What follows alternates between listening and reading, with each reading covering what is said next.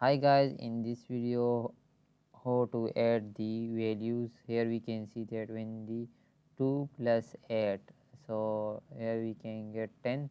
So how to add these value, the large number, so it is difficult to add. So here we can write equal, then sum, then bracket and double dash, then write text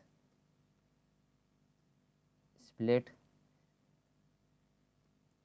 and then bracket and select this cell and then comma, then double quote and then the sign of plus and double quote again and then close the bracket again and enter. Here we can see that we can get 10.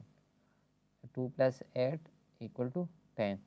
So by applying this formula to all the values, so here click, double click here we can see that the black plus sign is generated, so here double click here, so the formula are applied to all values.